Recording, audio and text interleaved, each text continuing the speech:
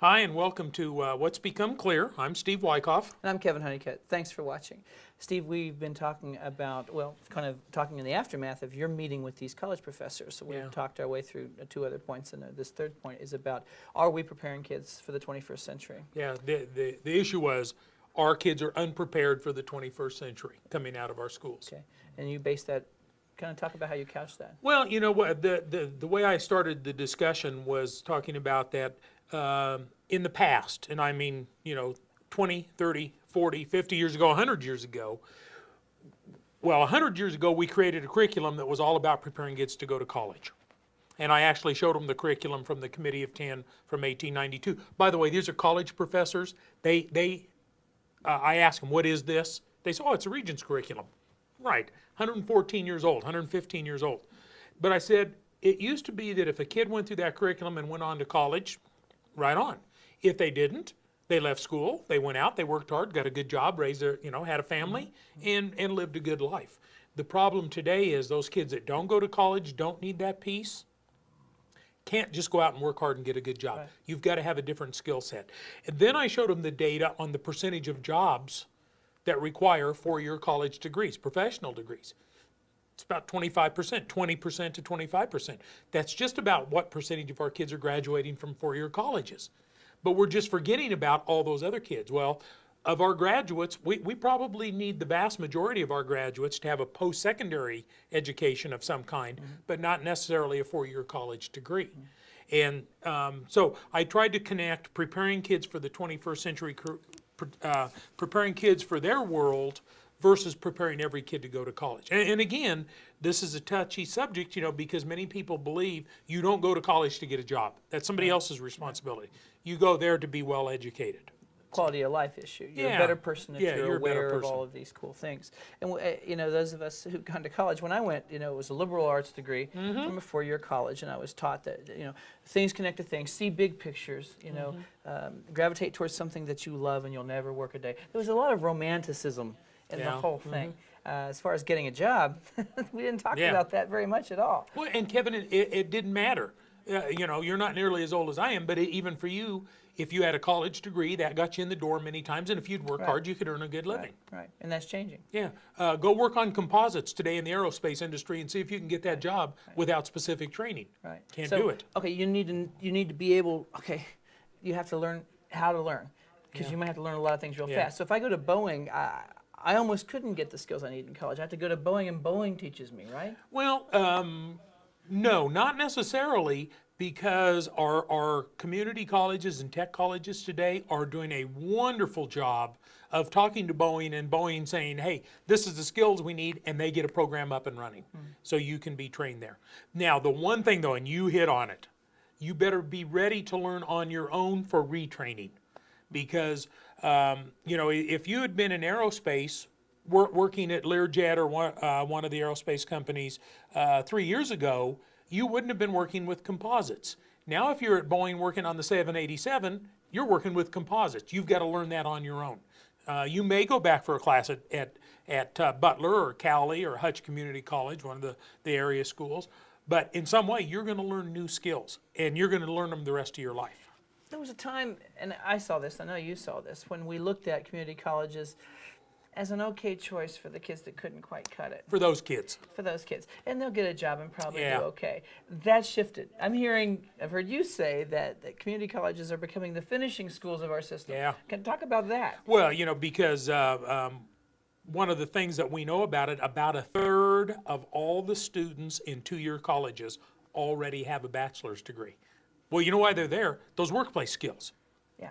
Well, they want to get a job. Yeah. How many people do you know that have their BA or BS and they're waiting tables or something because they couldn't get a job? They couldn't leverage a job from that. So they're going back and getting some specific skills. Yeah. And we used to feel sorry for them. Now they're out earning us. Yeah.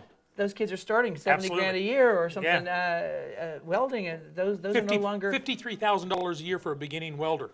I had one out of Wichita Area Technical College. One of the instructors was telling me about a student welding. Yeah, I'd be okay with that. Starting, the highest starting salary in the state of Kansas, I believe, is $37,000 for a teacher.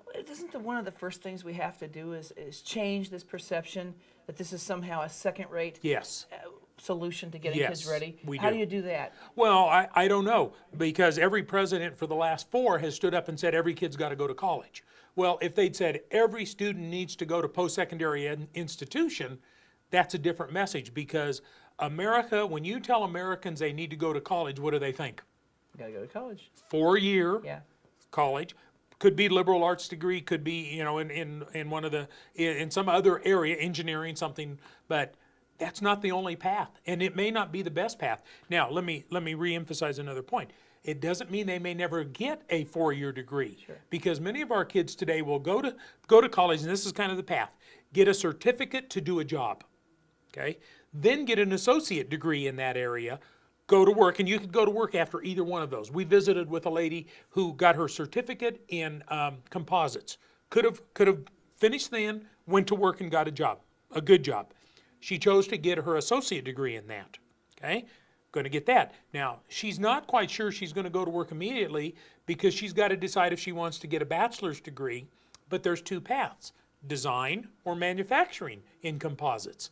So, in many of the students who go to work, their company pays for the last 2 years for the bachelor's degree. So what we're seeing more of, Kevin, is instead of a student leaving high school, going directly to a 4-year college, kind of getting an education, then deciding what they want to do, their path is get training in some field, get an associate degree, go to work, figure out what you want to do, get your bachelor's degree aligned with that, and maybe even a master's degree. That's the difference I see is this. If I'm in a 4-year college, I'm paying money to figure out what I want to do. In your model, I'm getting paid while I figure out what I want to do. But I think a lot of people are scared to death to send their kids down that pathway, because they've been taught, 4-year degree, they've been taught this. This is sort of part of our culture. How do you undo that? How do you get people to change the way they think? Well, and Kevin, the other piece of it is this, and you're exactly right. You are right on target. The other thing they don't consider, the average student in Kansas, I believe, that graduates from a 4-year college, I believe the number is they're in debt $20,000. That's a pretty expensive field trip to see what you want to do with your life, okay? If you would get that 2-year degree, you probably will have no debt. And in fact, giving a real example, Hutchinson Community College. If you're a high school student in the region and you take concurrent classes with Hutch Community College, you get a reduced rate on tuition. If you then enroll at Hutch Community College, they apply whatever you had paid previously to your current tuition.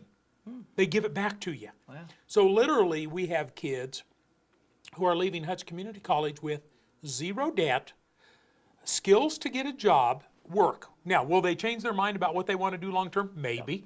They have no debt, and they've got an associate degree. So they're 2 years away, plus they have a really good idea what they want to do with their life. Makes a lot of sense, doesn't it? I think we're caught up in something I would call the old maid mentality.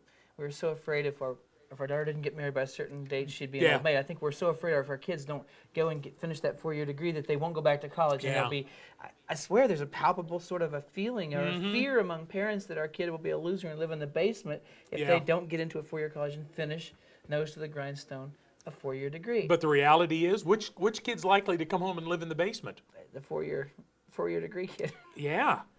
I don't know how many friends of mine I had that got out of college and didn't know what job they could do, Yeah. and weren't necessarily qualified to do a job other than teaching. And here's the interesting thing, is that teachers, to get them to change the way they think, they went to a 4-year school, got the job, and one of the only professions where you don't have to learn maybe as fast, as constantly as you would in, say, aerospace.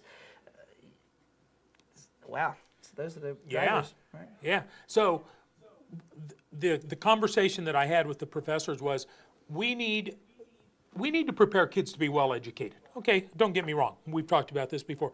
But we also need to help them those teachers need to understand the Kansas Career Pipeline, how students can start to identify their interest and their careers, how they can work with 2-year schools, all of that stuff. Wow. We got to do something. Yeah. Hey, thanks. And thank you for listening. Thanks.